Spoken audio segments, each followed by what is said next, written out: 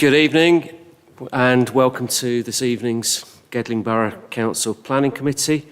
I'm Councillor Paul Wilkinson, I'm the Vice Chair of the committee. Unfortunately, Councillor Roy Allen, the Chair, is unwell tonight and we send him our best wishes, so I'm afraid you have to put up with me for a change.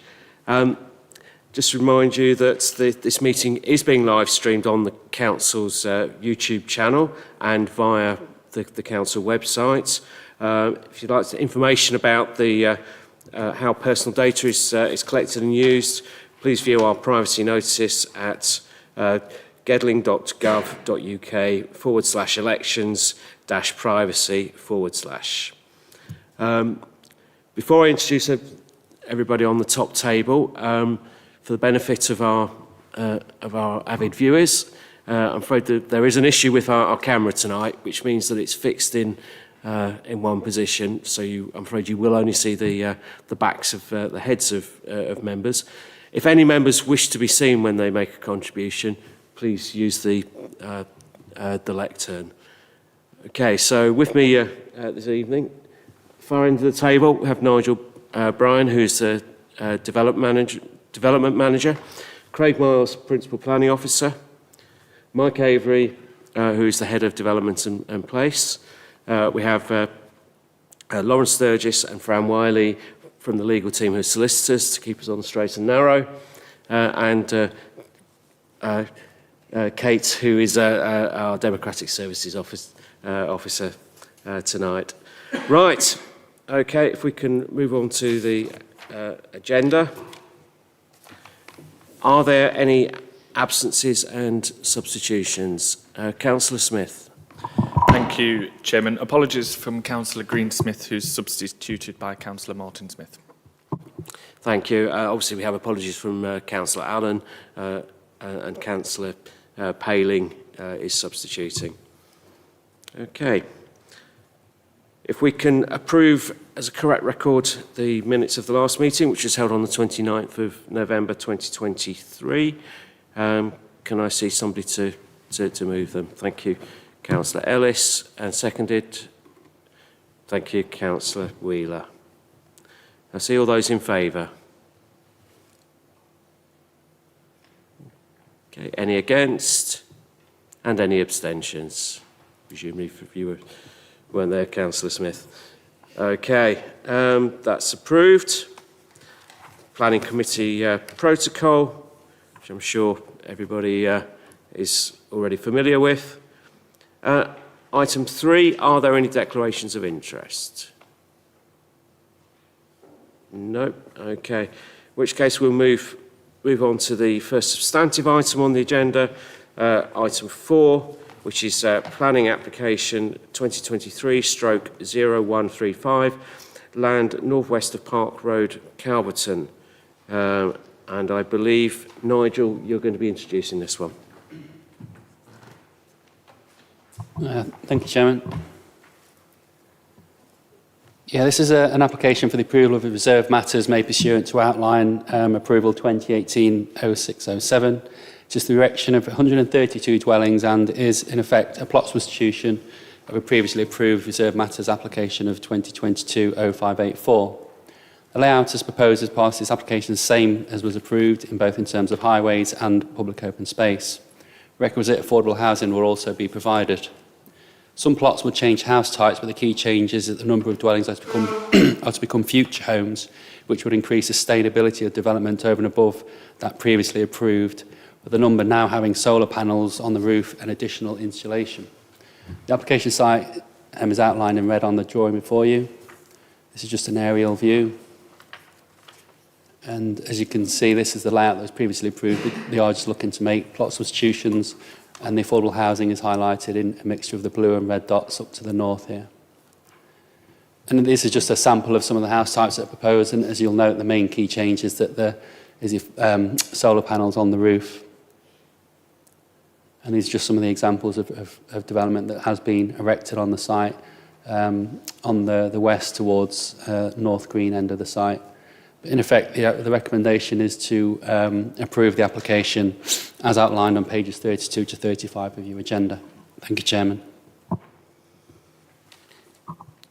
Thank you, Nigel. Before we open the debate, can I have somebody to move this application, please? Thank you, Councillor Ellis, and somebody to second it. Thank you, Councillor Graham Pope. Okay. Would anyone like to make any comments? Councillor Sam Smith. Thank you, Chairman. Just on paragraph 7.16, page 31, we've all obviously recently seen the impact of flooding, and so I'm a bit disappointed that the drainage plan hasn't been submitted yet.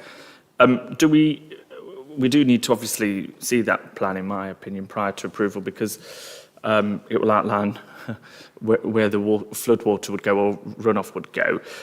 My question is, what happens if the drainage plans are submitted and then the lead authority still object? Does the site not go ahead until they do approve it, or does it just be negotiated and tweaked as per their feedback? And I did spend some time looking for the fourth and fifth conditions, but I realise that relates to the outline planning application rather than this one, hence why they're not listed in these conditions. So could you give some detail about those conditions relating to drainage, please? Thank you, yeah. Condition 4 relates to the final levels and topography of the site, and condition 5 is for the foul and surface water drainage. That scheme has been approved previously by the Lead Flood Authority, so realistically there's not going to be any substantive changes over and above what has been previously approved. So I'd be extremely surprised if the Lead Flood Authority were to raise an objection to it, and if there were, then ultimately they wouldn't be able to go ahead with the development anyway. They'd have to look to address it, but I'm 99% certain that the details had previously been approved, so I'd be somewhat surprised if there were any concerns.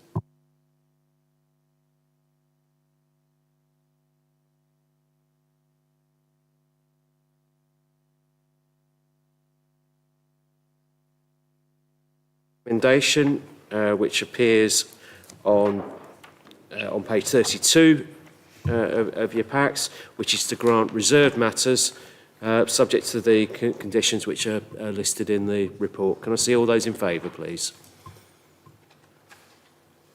That is unanimous. Thank you very much. We can move on to item 5 on page 38 of your packs. Application number 2023/0555. Location of 918 Woodborough Road, Mapperley. And Craig, I believe you're presenting this one.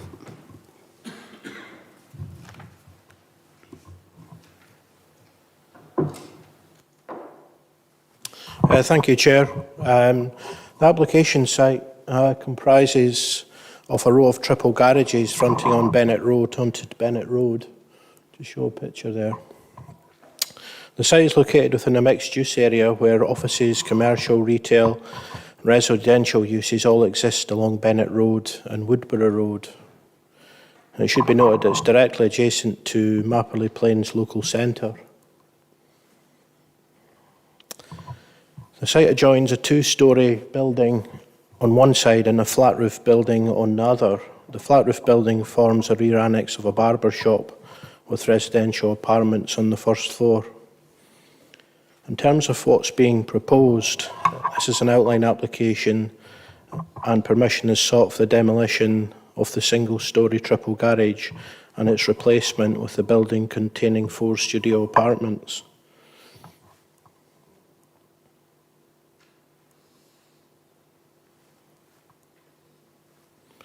All matters are reserved for subsequent approval. It's the principle of development we are considering this evening. The application is accompanied by illustrative floor plans and elevations, as you can see here, to demonstrate that 4 studio apartments can be accommodated on the site. They are indicative plans, and should permission be granted, a subsequent reserved matters application would be needed for the design and layout of the site. The plan shows 2 one-bedroom studio apartments on the ground floor and 2 one-bedroom apartments on the first floor with a communal hall and stairway. Contrary to the published committee report, there is a garden to the rear, but it would only serve one of the ground floor apartments. In terms of the principle of development, the site's within the built-up part of Mapperley, where there's a presumption in favour of residential development, as it represents a sustainable location. The use of garaging is currently being used for storage, and the loss of this commercial space could not be reasonably resisted. As such, it's considered the principle of residential development on the site in some form is considered suitable. However, the applicant has specifically applied for 4 studio apartments, meaning that they need to demonstrate to us at this stage that this form of development can be suitably accommodated on the site.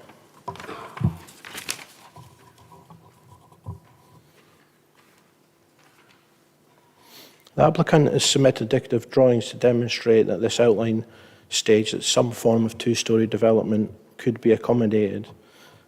The existing row of garages are of limited architectural merit, and there is no objection to their demolition. Bennett Road itself is largely characterised by 2-storey semi-detached Victorian dwellings. However, the site is also adjoined by buildings of varying ages, architectural styles and scales. The illustrative plans demonstrate the site could be accommodated for up to 4 one-bedroom studio apartments without resulting in a cramped form of development or overdevelopment. Site layout plans there. The indicative building is shown approximately in line with adjacent building in terms of the front and rear building lines. Based on indicative submitted plans, there will be no loss of amenity through direct overlooking or loss of sunlight or daylight. Therefore, taking in these matters into account, it's considered that a scheme could be developed and submitted at reserved matters stage that would demonstrate that 4 studio apartments could be developed on the site without harming the character and appearance of the area. In terms of the size of the apartments, you'll note that they range between 21 and 25 square metres. They would be a modest-sized studio apartment. To be clear, the council do not have an adopted spacing standard, and following consultation with Environmental Health recently, they've confirmed that they themselves have no jurisdiction to ensure minimum spacing standards for studio apartments. The council's own policy LPD 37 of the development plan explains that if a local planning authority wishes to require internal space standards, they should do only after demonstrating that there's a need to do so. It also explains that it's not currently proposed to include a policy on spacing standards in the development plan, simply because these records have not been collected previously, and there's not sufficient information to form such spacing standards. It's considered development would contribute towards providing a mix of housing types within the district, and a sufficient level of amenity would be provided for future residents in accordance with Policy 32.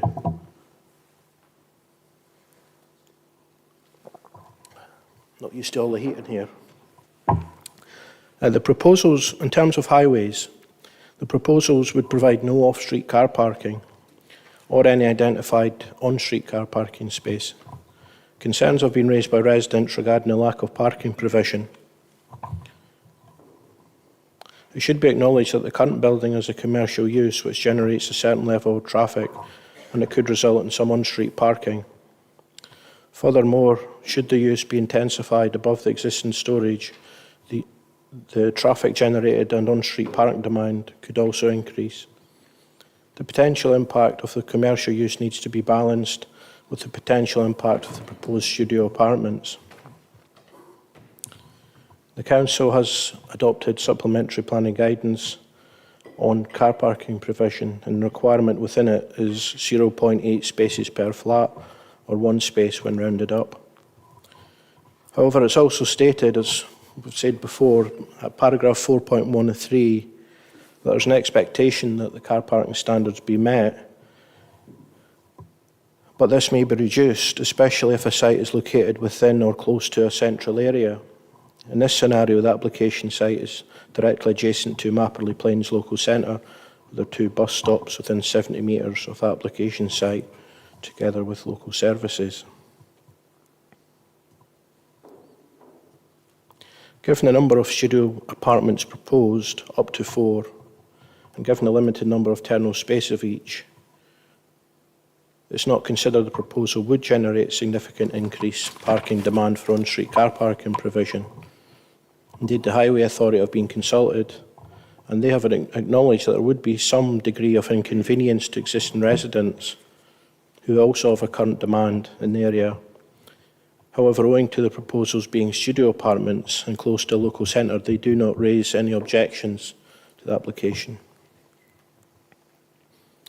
Given that the Council's own car parking standards allow for a reduction in car parking spaces and the Highway Authority do not object to the proposal, it's considered that the impact on the local highway network would be negligible and would not be harmful to highway safety, and therefore there's no justification to refuse planning permission on highways grounds. In conclusion, for the reasons set out above, the proposed development is considered acceptable in principle, occupying a sustainable location, and having regard to indicative details submitted, a suitably designed scheme could be designed at a relative reserved matter stage. Issues of visual amenity, residential amenity, and highway safety have been considered and present no reasonable grounds to resist the proposal. For the reasons set out above, the proposal development accords with the aims of the NPPF and the local plan. It's considered to be acceptable in planning terms in relation to highway matters, residential development, design and appearance. It should note that's the principal development that we're dealing with, simply to try and establish can 4 studio apartments be accommodated on site. At officer level, our recommendation is to grant planning permission. I should say it's acknowledged that the studio apartments are modest in size. However, given the lack of spacing standards, it's considered they would be acceptable. Thank you, Chair. Thank you, Craig. Before we open the debate, can I have somebody to move this? Thank you, Councillor Ellis, and somebody to second it. Thank you, Councillor Graham Pope. Who would like to open the debate, please? Councillor Ellis. Thank you, Chair, and thanks to Mr Miles for setting out very clearly the 3 areas that I think are certainly exercising me. I'd agree with him that the principle of development is acceptable. The garages are very much an eyesore, and some suitably designed housing on there would be a benefit. I also recognise the comments about housing. I know the delegation panel had concerns about parking. Delegation panel had concerns about parking, but I'm more relaxed about it, and certainly if the Highway Authority are, that's not a problem. Where I do differ from Mr Miles, though, is on the size of and the suitability of the proposal. I'm not convinced that this does comply with LPD 32, which talks about amenity, particularly the size of the individual studio flats. We've had the indicative plans, and if we approve the recommendation as it stands, we will be approving up to 4 studio apartments. So I recognise that we haven't got local standards, but LPD 32 does recognise the national design standards.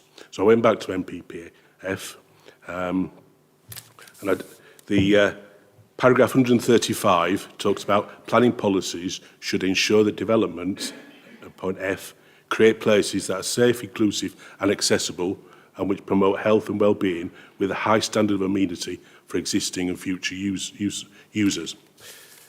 The national standards are for a studio flat somewhere between 37 and 39 square metres. These are 20 square metres or 21 square metres. Although we don't have a standard, I think that is such a discrepancy from the national standards. You know, half the size of national. I can't support approving outline permission from up to 4. I could live with 2 single 1-bedroom studio apartments on there, but I can't be supporting this. I don't think in this day and age that we should be building new. I can live with modification of existing buildings where you've got constraints, but I don't think in this day and age we ought to be building new buildings that are that small, and I'll be opposing this. Thank you. Thank you, Councillor Ellis. Councillor Barnes. Thank you very much, Chair. I couldn't agree more. I just think it worries me that these studio flats or apartments are going to be small. I just think two larger would be far, far better. Thank you, Councillor Barnes. Councillor Sam Smith. Thank you, Chair. And I agree with Councillor Ellis wholeheartedly that we shouldn't be approving things that are below the national standard for size. And although I am in favour of the redevelopment of brownfield sites and in principle agree with the development like Councillor Ellis said, but I also have a problem with the lack of parking. And I don't agree with any development not coming with the adequate parking. We have a local planning document which says 0.8 spaces per one bed flat. These come with none. And I read in the reports the mitigation for that, but I just don't agree with that mitigation. We can't say to people, oh, because it's near a bus stop, it's okay, when we have no enforcement powers to ensure that whoever moves in there doesn't drive and catches the bus. We don't have the enforcement for it, but we say it in our own policy. And for me, that's just beyond bonkers. And not it's just nonsense, really. And then the taxpayers, our taxpayers that we represent, will be left picking up the bill for installing parking permit schemes or any other traffic calming measures when we in this room could prevent that. So I understand the mitigation. I'm just making it clear I don't agree with it. It's bonkers. And for those two reasons, I'll be voting against the application. Swick. Thank you, Chair. I came to the same conclusions as Councillor Ellis with the national guidelines on the size of the properties. And also have to agree with Councillor Smith regarding the parking spaces. I understand there is a mitigation because it's on bus routes and it's near a shopping centre. But to have no parking spaces seems to me to be just one step too far. If it had a couple of parking spaces, then I think that would have been more palatable, but zero parking spaces to me does cause a problem. Thank you. Thank you, Councillor Bestwick. Councillor Martin Smith. Thank you, Chair. Again, agree with a lot of what's been said before. Going back to the parking, I've made a few notes. I didn't put the word bonkers down. I actually said I thought it'd be a dangerous precedent for this council to be setting. Thank you, Councillor. Councillor Elwood. Thanks, Chair. Yeah, I think I'm just going to echo some of the comments that have been already made about the parking. I appreciate that it's on a good bus route and maybe a good number of the people who are going to be moving into the studio apartments won't have cars, but the likelihood of none of them having cars seems pretty remote, you would have thought. So by definition, it's going to add more traffic, more parking on that fairly narrow road. So I'm also unhappy about supporting the application on those grounds. Thank you. Thank you, Councillor Elwood. Anybody else? No? Okay, in which... Oh, sorry, Councillor Paling. I think I agree with everything that's been said already and just would like to comment on things like where are the bins, how are they going to be emptied? It's too small to be judged as a large collection bin. I just don't understand. It says it's feasible in the future plans, but can we be sure that that will be enacted? How do we ensure that when this is not fully there yet? Is there anything you'd like to respond to, Craig? Yeah, a couple of points. Well, first of all, it's an outline application in terms of bin storage. We'll request that detail at a later stage, but there is space for bin storage just to the north of application site. There's a small alleyway there, and that's area intended indicatively anyway. There you go. Just to the north of the site, you'll see an alleyway just to the side of the development between the application site and the rear of the Barbers. That's the area I've indicated for bin storage. But what I was trying to say was that's an outline application. These are indicative plans. It's not something we'd ask for at this stage, an outline application. Simply the fact that there's space for it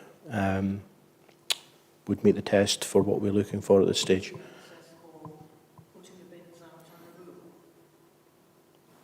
Is there easy access for them, for that then to be used? Because I thought that was limited access. Bottom line is we think there's sufficient space for bin storage. But as I was trying to say, we'd have to consider it a reserved matter stage. It's an outline application for the principle of development of 4 apartments. So that's something we'd look at and consult with environmental health at the next stage if it was approved. Anybody else before we move to the vote? No? Okay, in which case if we can take the recommendation, which is on page 45 of your packs, which is to grant planning permission subject to conditions which are listed in the report. Can I see all those in favour of approving the application, please? All those against? Might as well make it unanimous then in that case. That's being unanimously rejected, sorry. In which case, I'm going to propose a short adjournment so that we can put together a revised proposal. Can I have a seconder for that, please? Thank you, Councillor Ellis. Can I see all those in favour, please? Right, I don't think anybody was against it. Again, was unanimous. So, Kate, if you could turn off the recording, and we will sort this out.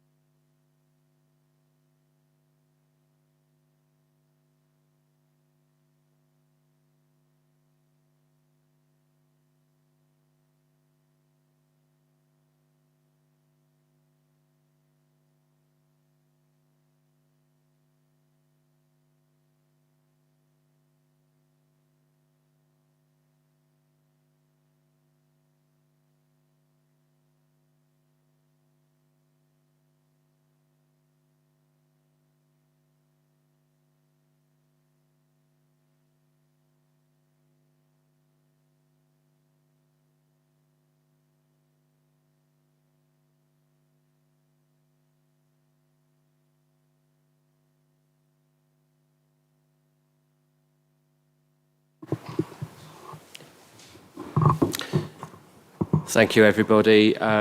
We've been looking at a form of wording to put to members, and Mike Avery has got some advice. Thank you, Chairman. So having listened to the debate, what I've done is I've made some notes in terms of the reasons, the concerns that members had. So there were two key areas. Firstly, residential amenity. Some members were concerned that the proposed studio apartments will provide a very, an inadequate level of residential amenity for the occupants of the proposed studios. I'm very concerned about the limited floor areas. So that was one key area. In terms of national space standards, I think as the officer set out in his presentation, we haven't actually adopted those, and that is quite clear in our local planning document. So my advice to members would be that if they wish to refuse the application because they're concerned about amenity, that we should refer to policy LPD 32. The second area of concern that members had was the impact upon, the lack of car parking provision. So the proposal will provide no car parking, and the availability of public transport wouldn't mitigate that impact in this particular instance. So they were the two reasons. I would advise members that in terms of lack of car parking, I think at appeal, that will be difficult for this council to defend, given the proximity of the development to very frequent bus services. So I do wish to put that on record. So in terms of some wording, which members may wish to propose, I would suggest the following. The applicant has failed to demonstrate that up to 4 studio apartments can be accommodated on the site that will provide a sufficient level of amenity for future residents due to the potential small apartment floor areas, contrary to policy LPD 32 amenity of the adopted local planning document, Part 2 Local Plan, and paragraph 135 of the National Planning Policy Framework, which requires that all planning policies and decisions should ensure a high standard of amenity for existing and future users. The second reason for refusal, the proposal will provide an insufficient level of car parking to meet the requirements of the occupants of the proposed studio apartments, contrary to policy LPD 57 of the local planning document and the adopted car parking provision for residential development supplementary planning document. Okay, are we happy with that wording from Mike? And thank you very much for that, Mike. David? Happy to propose that. And Councillor Sam Smith to second. Sorry, to be clear.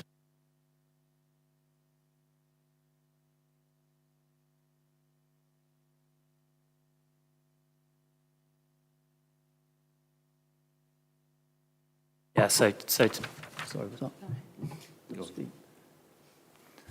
So my advice was, if members are recommending that the application should be refused contrary to officer recommendation. Okay, so that's been proposed by Councillor Ellis and seconded by Councillor Sam Smith. Can I see all those in favour of refusing planning permission on the grounds that have been listed by Mr Avery? And that is unanimous. Thank you very much. And thank you again, Mike.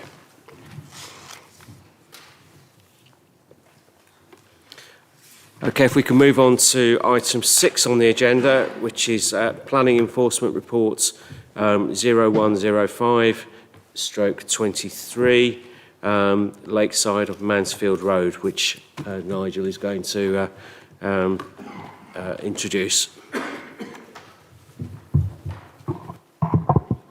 Thank you, Chairman. Lakeside, or the former Bestwood pumping station, forms part of a Grade 2 registered park and garden. The actual former pumping station is Grade 2 listed, while East Lodge is Grade 2 listed. The site is not currently operational and has been shut for some time, though it is understood the applicant will be looking to reopen soon. Whilst the work to convert the building has largely been done sensitively, there remain a number of aspects that are unauthorised, particularly within the curtilage of the listed building and minor alterations to the listed building themselves. There has been a refusal of permission in March 2023 for some of the works, including the car park extension, Santa's Grotto and Prosecco Bar, which has not been appealed, and as a result the matters are outstanding. No further application for the retention of the works has been submitted. Therefore, there's a requirement to seek authorisation from the Planning Committee to enforce against unauthorised works, aspects of which, excluding the listed building works, could become exempt from enforcement action given the passage of time. And I'll just run through some of the various aspects on the slide. This is the application site outlined in red. And this is just an aerial view of the site.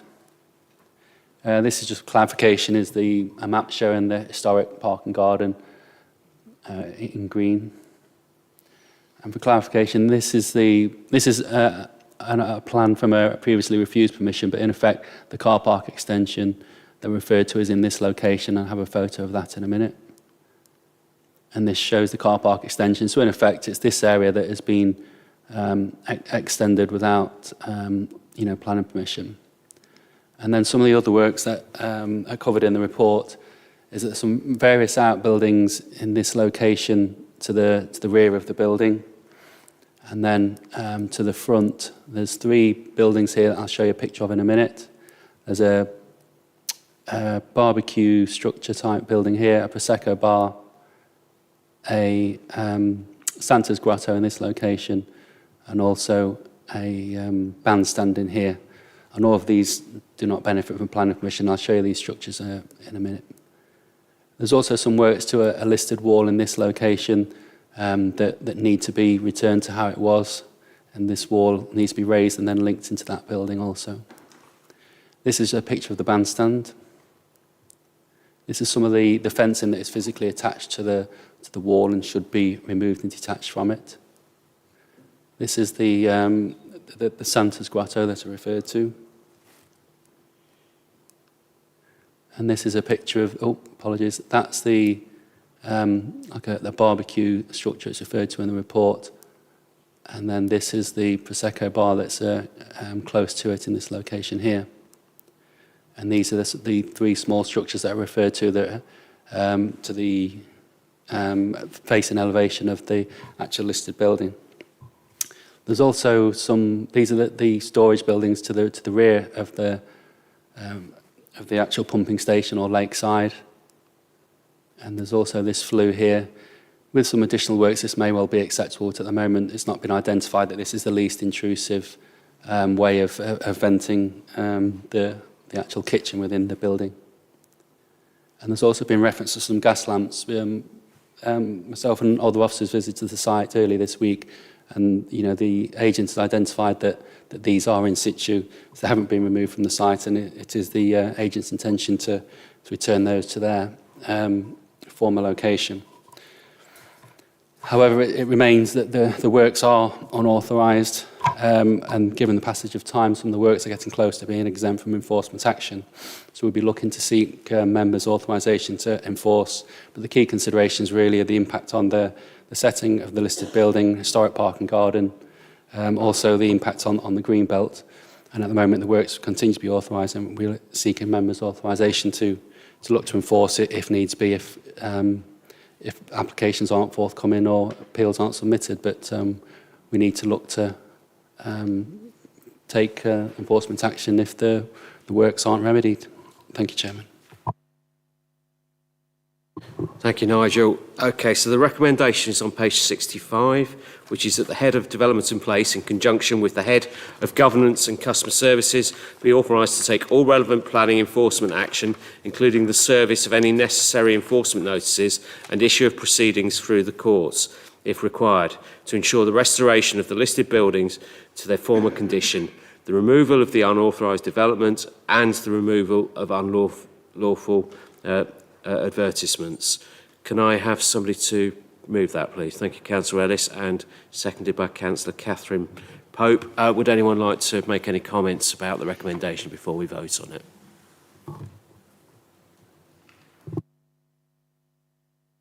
Councillor Martin Smith. Thank you, Chair.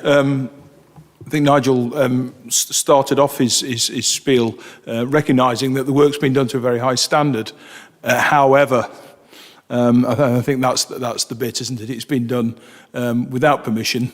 I do recognise, and I think it needs acknowledging, that there's been a lot of work put into this by officers to identify all these breaches, and I think they certainly need thanking for that. And going back to what I said about the high standard of the work, that does not excuse undertaking this work without permission. So certainly very, very supportive of the recommendation to pursue the owners of this site. But I am delighted to see that the gas lights actually have now been relocated. Thank you, Councillor Smith. Councillor Walker. Thank you, Chair. I've just got a question. What period of time is it, or how many years, when then you can't take enforcement action? Is it 3 years? For operational development, it's 4, but for listed building, there's no time limits. But we don't want the unauthorised stuff to get us close to 4 years, because then they would become exempt. So if we've got that authorisation, then we can take it as needs be. But 4 years is the cut-off. Councillor Elwood. Thank you, Chair. I vaguely remember, it's quite a long time ago now, when I first came onto planning, that we approved some sort of additional building on the site.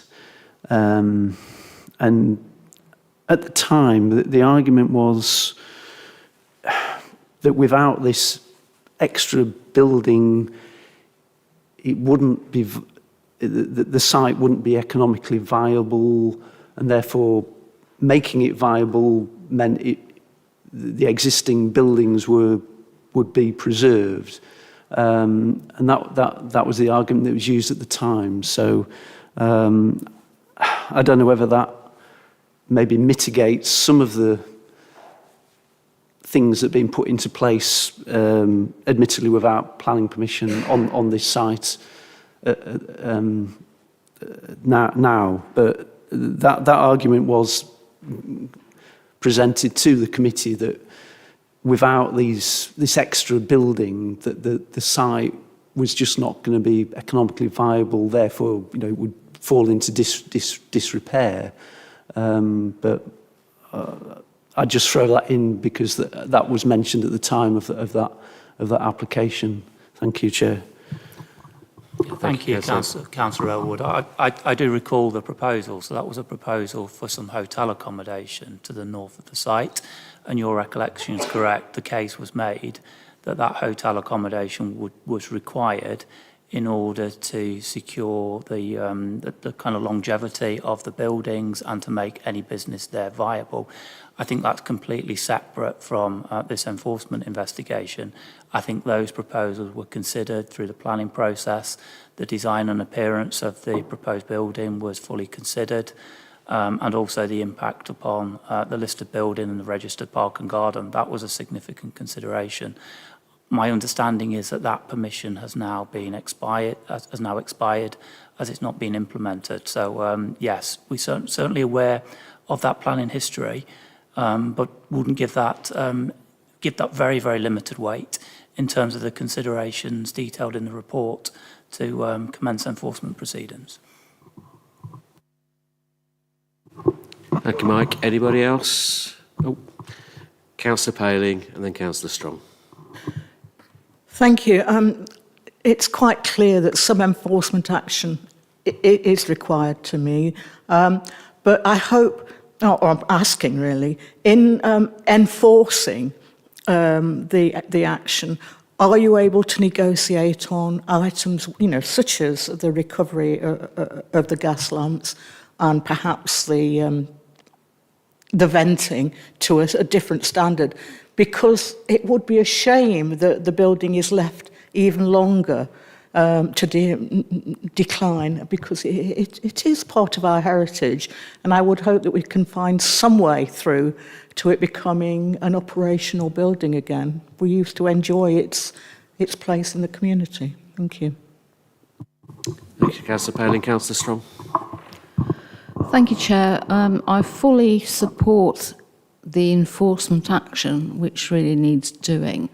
Ignoring such regulations should not be allowed to pass unnoticed.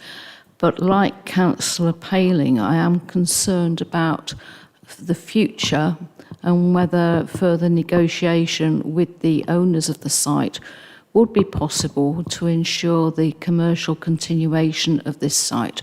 Before, I think before 1997, it was more or less derelict. And as part of the pumping station system built in the 19th century, it was an important part of the development of Nottingham and the surrounding areas. And it would be a shame, at least, for it to rot into a ruin. Thank you. Thank you, Councillor Strong. Anybody else before we move to the votes?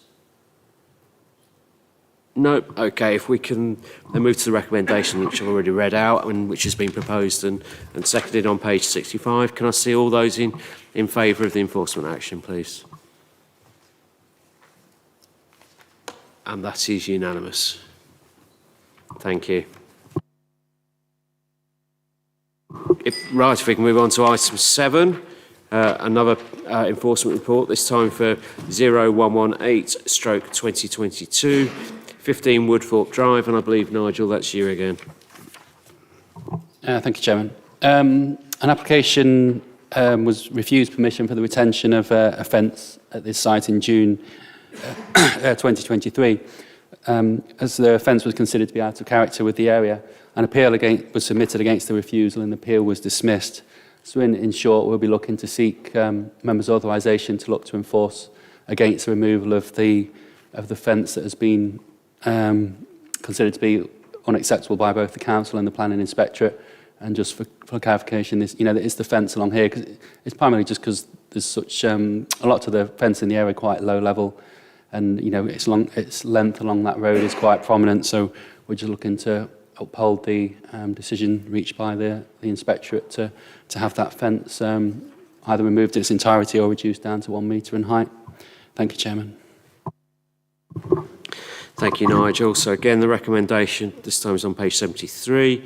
And again, it is that the Head of Development and Place, in conjunction with the Head of Governance and Customer Services, be authorised to take all relevant planning enforcement action, including the service of any necessary enforcement notices and issue of proceedings through the courts, if required, to ensure the removal or reduction in the height of the fence.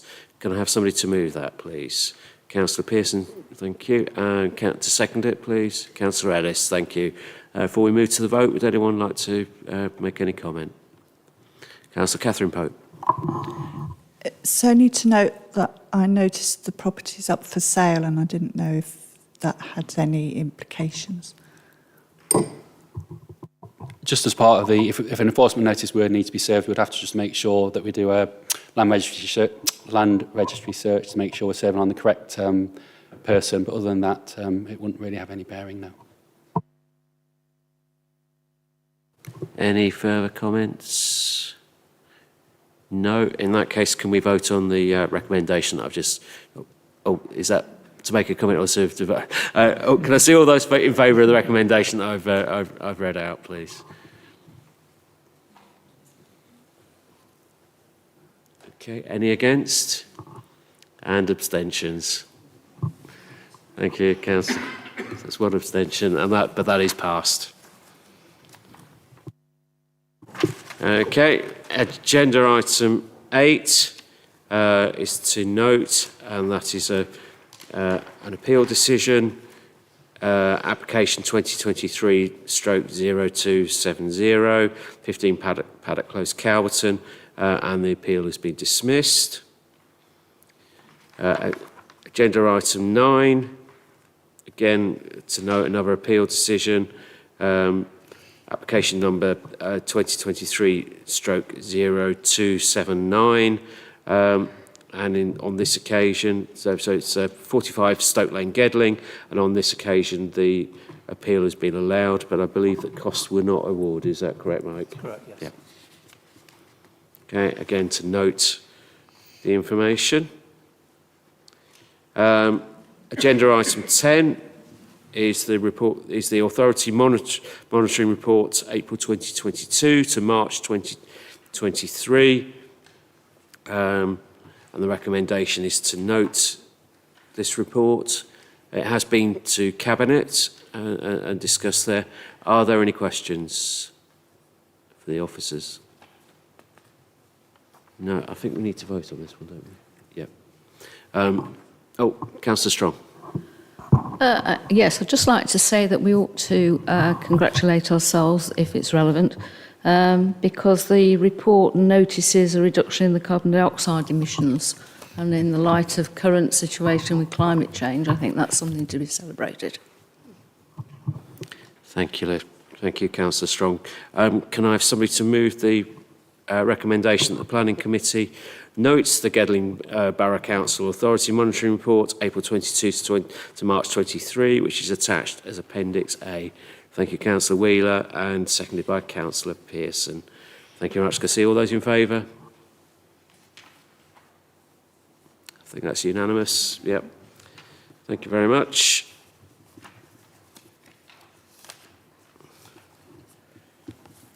Getting to agenda item 11.